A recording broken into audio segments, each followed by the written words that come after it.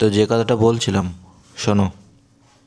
হুম আজকে একবারই অক্সিজেন নিয়ে গেছি, ঠিক আছে? 5টার সময় যে বেরালাম তখন, এবার অক্সিজেন নিয়ে গেলাম। অক্সিজেন যে নিয়ে যায় যে লোক, তার ফোনে পাচ্ছি না, অনেকবার ফোন করে তার পেলাম। এবার সে আসলো, আসার পরে অক্সিজেনটা নিয়ে গেলাম। আমি পেশেন্টের বাড়ি চলে গেছি। হুম গিয়ে সে অক্সিজেন নিয়ে আর আসে না, অন্তত আধা ঘন্টা মতন বোধ হয়। তখন অন্য একটা মেশিন ছিল বাড়ি, নেবুলাইজার মেশিন। সেই মেশিন দিয়ে হাওয়া দিলাম পেশেন্টের, হাওয়া দিলাম। আর তার বোর বললাম পায়ে একটু তেল মালিশ করতে, আর আমি তার একটু পিঠটা মালিশ করলাম, হাত মালিশ করলাম। আরে কথা যেটা বলা হচ্ছে সেটা শোনো, পরে উত্তর দেবে। এবার এই তো চলছে। তারপরে সে তো আসে না। আসলো, আসার পরে অক্সিজেন লাগাবো, মেশিন গেছে খারাপ হয়ে। একটা মেশিন গোনাগাড়ি গেল, 1600 টাকার মেশিন খারাপ হয়ে গেছে, ভেঙে গেল। তা কী করবো? ওই সব ঠিকঠাক করে আবার লাগালাম। লাগানোর পরে তাও শ্বাসকষ্ট কমে না। অক্সিজেন চলছে 5-এ, 4-এ, শ্বাসকষ্ট কমছে না। ডক্টর অনির্বাণ সরকারের ডাকলাম, বাড়িকে নিয়ে আসলাম বাইকে করে এনে। আর আসার সময় ডক্টরের আমি ইঞ্জেকশন নিয়ে আসলাম সাথে করে। এনে ডক্টর বসলো, বসে পেশেন্ট দেখে আর একটা ইঞ্জেকশন আনাতে দিল। আবার আসলাম, এসে একটা ইঞ্জেকশন নিয়ে গেলাম। নিয়ে পেশেন্টের গা ঘেমে জল পড়ছে সারা গা দিয়ে, ঠান্ডা হয়ে গেছে বডি। তারপরে বলে দিল যে হসপিটালে নিয়ে যেতে। তারপরে অ্যাম্বুলেন্স আসছে। অ্যাম্বুলেন্স বলছে এই তো দাঁড়িয়ে আছি। আমরা রাস্তায় গিয়ে সেই বাড়ি সেই লোকের বউ মেয়ে সব রাস্তায় আমরা দাঁড়িয়ে, অ্যাম্বুলেন্সের কোনো খোঁজ নেই। তারপরে ওর মেয়ে বলছে, আমার বলছে ফোন করে একটু খিস্তি মারো তো, তাহলে তাড়াতাড়ি চলে আসবে। তা এইবার সে তো আসলো। আসার পরে পেশেন্ট, সে একদম মরার মতন পেশেন্ট না, শক্ত সমর্থ পেশেন্ট, কিন্তু বডি বিরাট লম্বা চওড়া, তো বিরাট ভার। আমরা 3 4 5 2 3 4 5 6 7 জনে আমরা সেই পেশেন্ট তুলতে পারছি না, মানে মারে বাবারে করছি। তারপরে সেই পেশেন্ট কোনো রকমে অ্যাম্বুলেন্সের যে ট্রে হয় ট্রেতে তুললাম, মানে জীবন যায় এরকম অবস্থাতে তুলতে গিয়ে।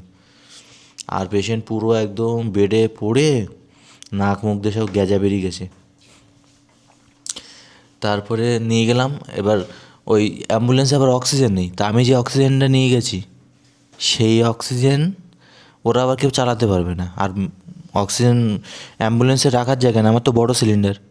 শুনছো? হ্যাঁ শুনছো? এবার সেই যাবে আরজিকর। এবার আরজিকর যাবে, আর সেই সময় নেই, মানে পেশেন্ট দেখে মনে হচ্ছে আর নেই, ঠিক আছে? তারপরে তো রাস্তায় জ্যাম, কোথায় যাবেন না, হেলথ পিলার, এয়ারপোর্ট 3 নম্বরে হেলথ পিলারে যেতে হবে। এবার গেলাম, যেতে যেতে তো সে আমার মনে হলো পেশেন্টটা নেই। পালস দেখলাম হাতে, সেরকম কোনো সাড়া শব্দ নেই। তখন বলা, ডাক্তার যতক্ষণ না বলবে আমি কি করে বলি।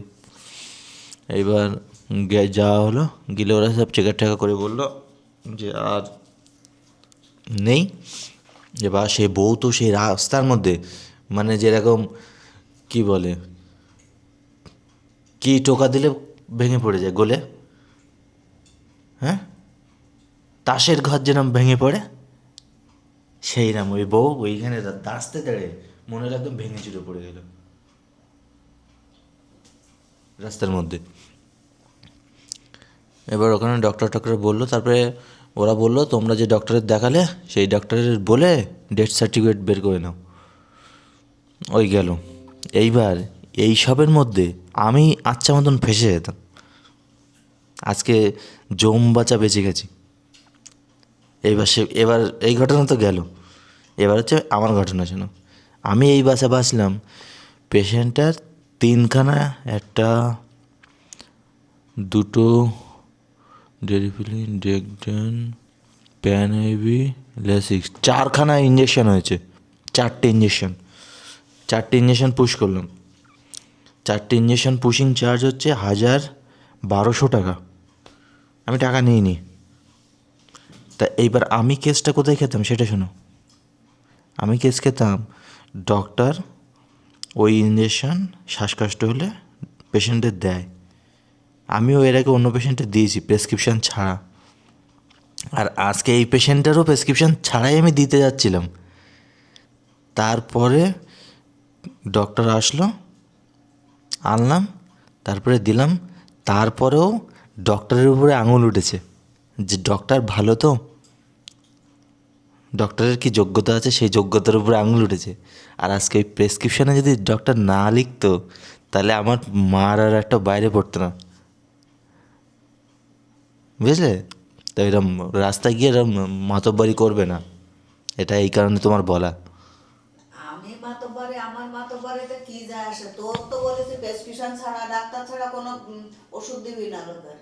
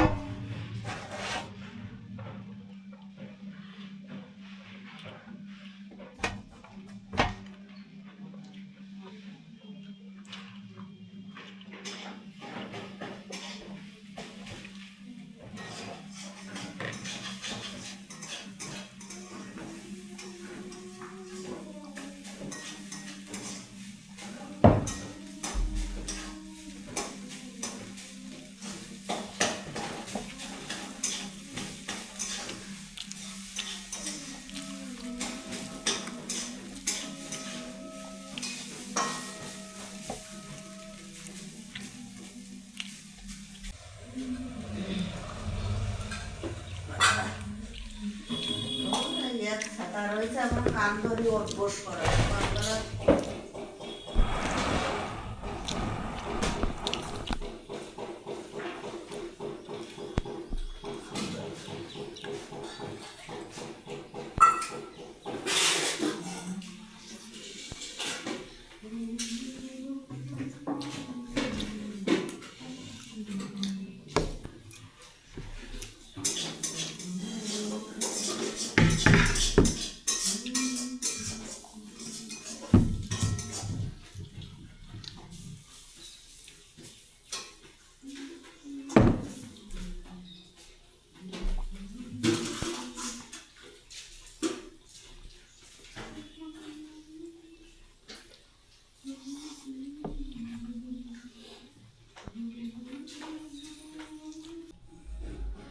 है गाइस, तो आज भी तबीयत ठीक नहीं हुआ है। पूरा डिजीनेस, चक्कर आ रहा है। मूड नहीं है कि वीडियो बनाऊं, लेकिन फिर भी बनाना पड़ रहा है कि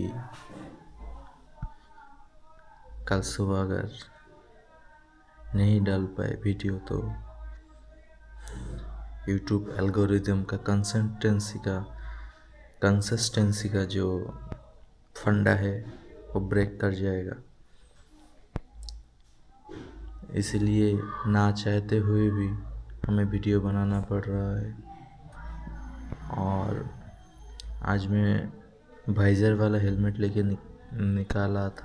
निकला था इसीलिए कि हमारे आँख जो फड़क करता है ना, तो ये जब भी फड़कता है, हमारा आँख जब भी फड़कता है तब आँख के इस पलक के अंदर एक लिक्विड का सिक्रेशन होता है।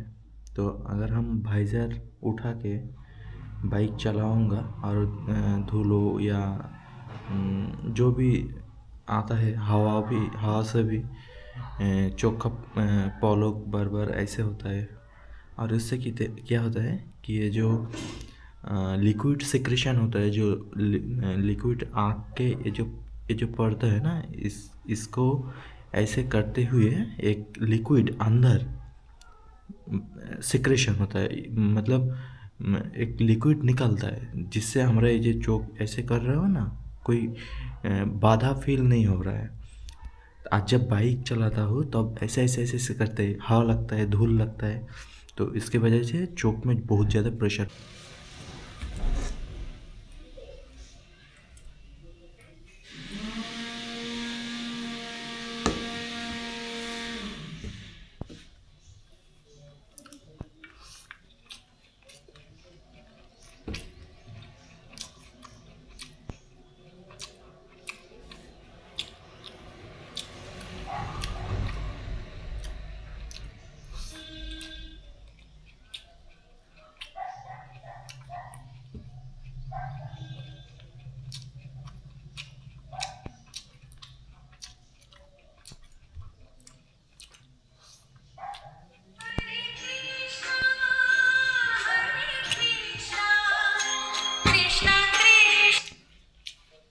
হ্যাঁ হ্যালো, হ্যাঁ বলো। বলছিলাম 11টা 20 খেয়েছে, তার মানে 1টা 20 হবে।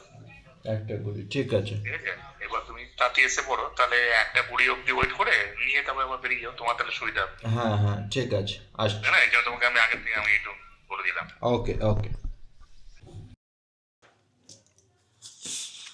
হে গাইস, তো আমার শরীর তো ভীষণ খারাপ, কথাও বলতে পারছি না, কাল থেকে তো কথাই বলছিই না।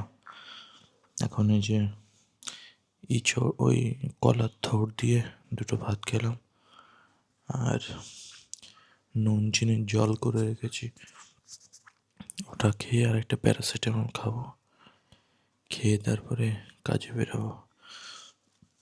আর জানি না কোথা থেকে মাছের ব্যাড স্মেল আসছে, মানে কী বলবো, মানে এখানে আমি বসতে পারছি না, এত পচা গন্ধ আসছে মাছের। জানি না, দরজাটা বন্ধ করলাম, প্রথমে মনে হলো বাইরে দিয়ে আসছে, বাট দরজা বন্ধ করলাম, এখনও দেখি পচা মাছের গন্ধ বেরোচ্ছে, বমি পাচ্ছে আমার, এই জন্য খেতে খেতে ভিডিওটা বানালাম। তো আপনারা সবাই সাবধানে থাকুন।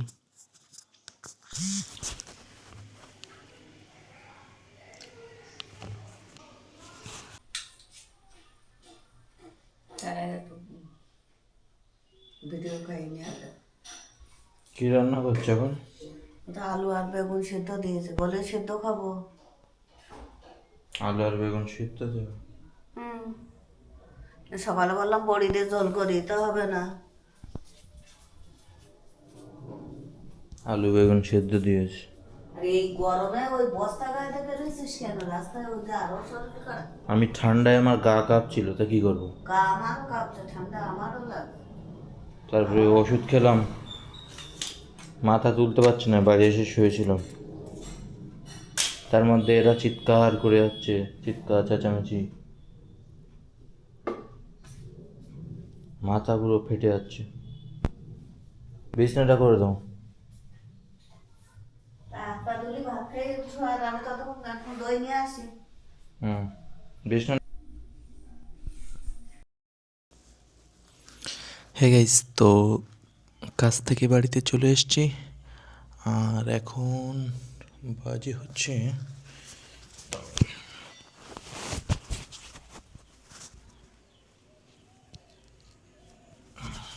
তো কাছ থেকে বাড়িতে চলে এসেছি, আর এখন একটা জিনিস বলা, সেই কারণে ক্যামেরাটাকে অন করলাম।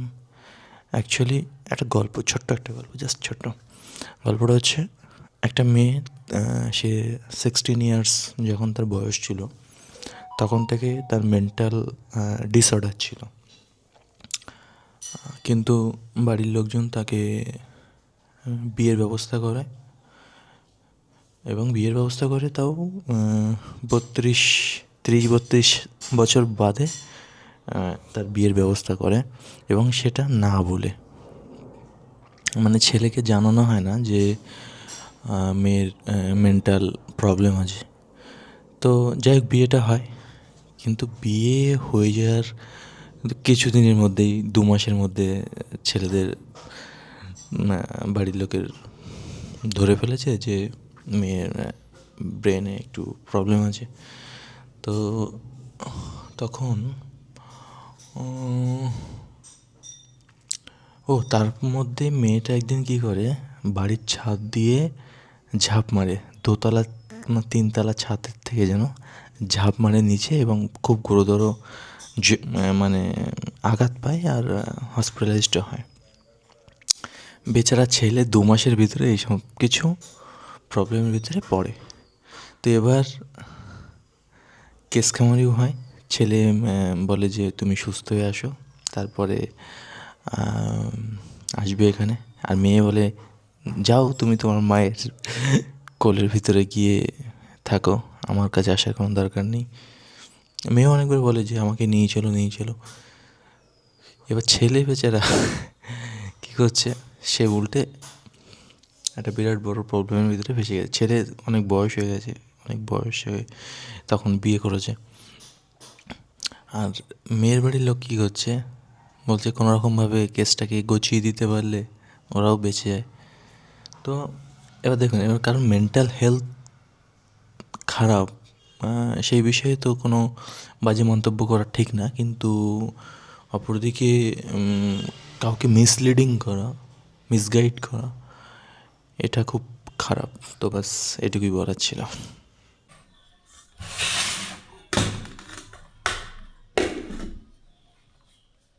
কোনো সময় সম্মান একটা ভালো কথা, ভাত করা নিয়ে বসে তা ভালো কথা না।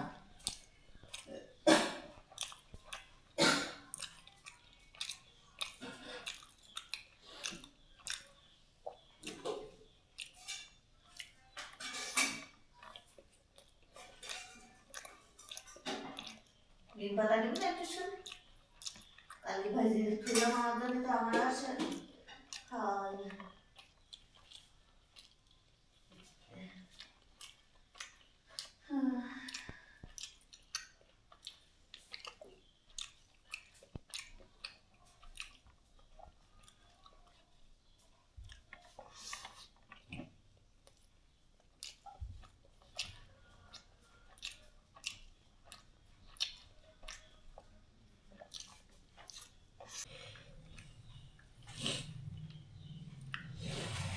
চিনি দাও।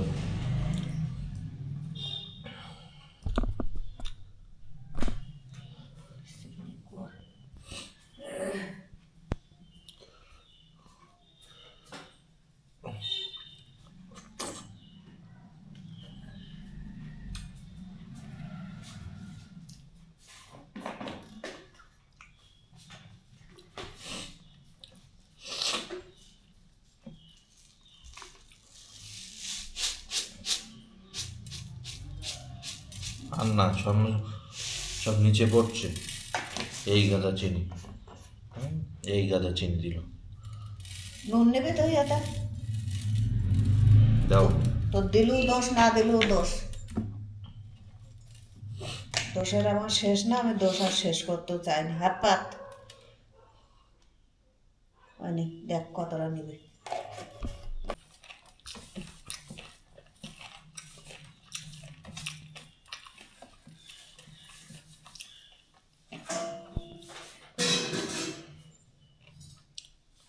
রাতে কি খাবে? আলু সিদ্ধ, কলা সিদ্ধ।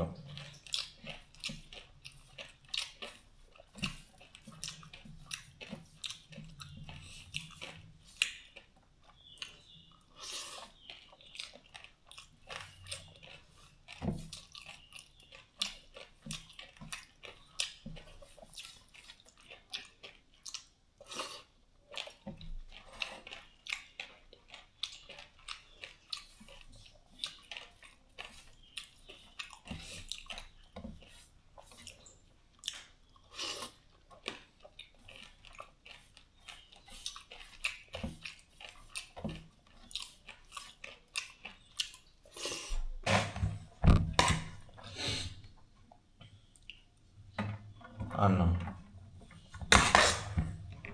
এই দেখ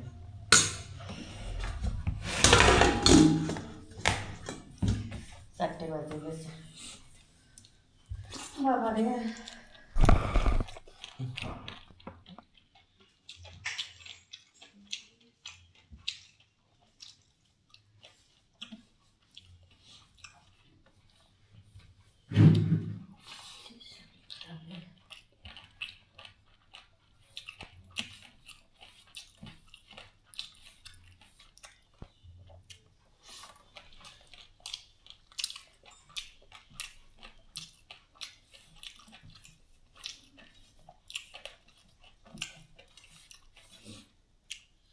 রাজুর কাছে ফোন করে আমার তুমি দিতে। তোমার ফোন দিয়ে ফোন করো, হ্যাঁ, তোমার ফোন দিয়ে।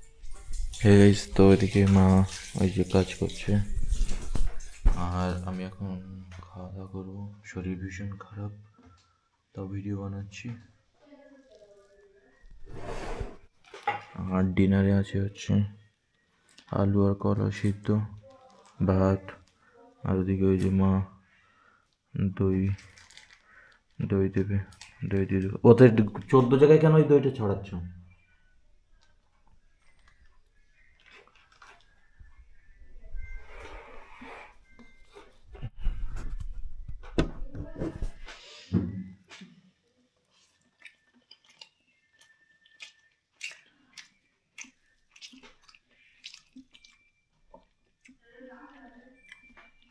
নিম পাতা আছে না?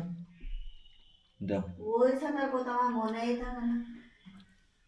ওকে বড় মাছ শক্ত আছে কিনা কে জানে। কি এটা বলো? নিম পাতা।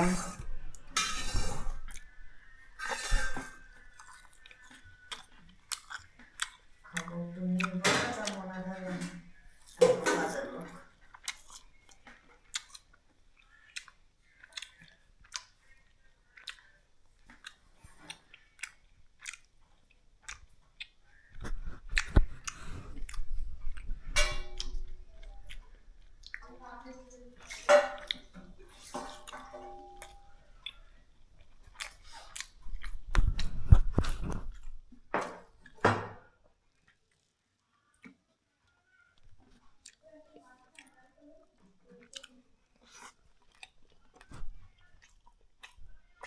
লোকের কাজ কিভাবে বাড়াতে হয় সেটা একমাত্র জানিস তো।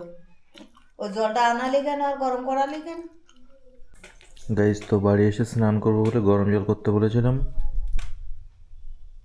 ওই যে জল আর জলের বালতি ওখানে রয়েছে, কিন্তু আমি গরম জলে করিনি, ঠান্ডা জলে স্নান করেছি। আর সেই কারণে মা গালাগালি দিচ্ছে। ও তো গালাগালিটা কখন হলো বাবা? তুই এসব কথা লোকের বলিস তো লজ্জা করে না একটু? আমি যদি গালাগালি দিতাম তাও তো তুই বলতে পারতিস না। হ্যাঁ, একটা ভিখারি 3 ঘন্টা কাজ করে, 4,000 টাকা তার 3 ঘন্টার মাইনে। হুম।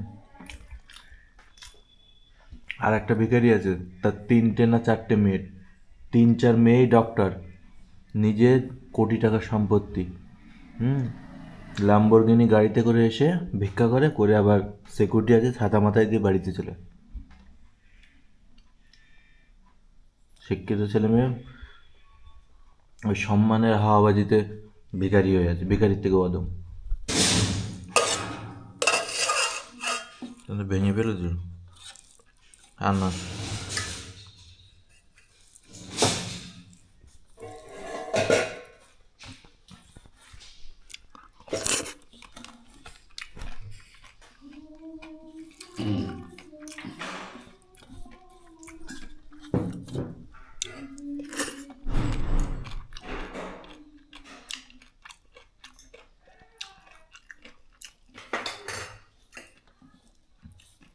ওই ছেলে বলেছে একটা ঘর দেখতে, কালকে দেখাবে।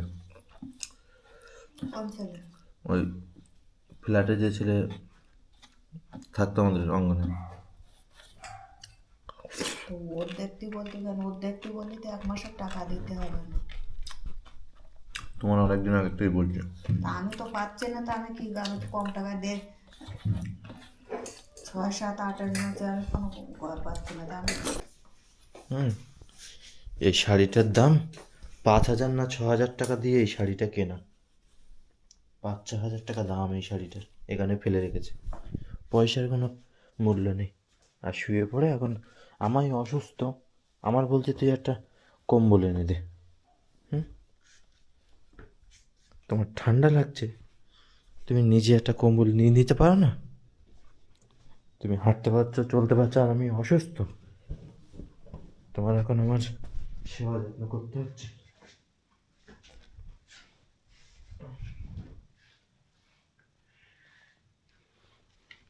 তোমার সেবা যত্ন করতে হচ্ছে আমার। হুম? কি দাঁত বেরোচ্ছে কেন? দাঁত বেরোচ্ছে কেন? এখানে তুমি তুমি শোবে আর আমার সব করে দিতে হবে।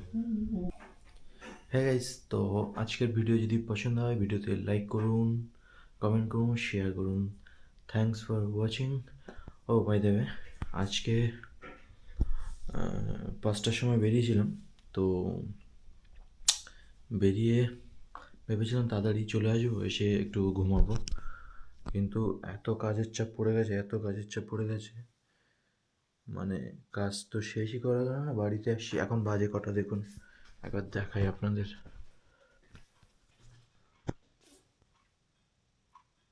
কটা বাজে? 12:30 বাজতে 4 মিনিট বাকি। 12:30 বাজতে 4 মিনিট বাকি। এখনো পর্যন্ত ঘরের সব কাজ আমার করতে হচ্ছে, লাইট অফ করা, ঘরের এটা ওটা কাজ সব আমার করতে হচ্ছে। এই যে যে যার মতন শুয়ে পড়েছে। তো যাই হোক, আজকের ভিডিও যদি পছন্দ হয় ভিডিওতে লাইক করুন, কমেন্ট করুন, শেয়ার করুন। Thanks for watching.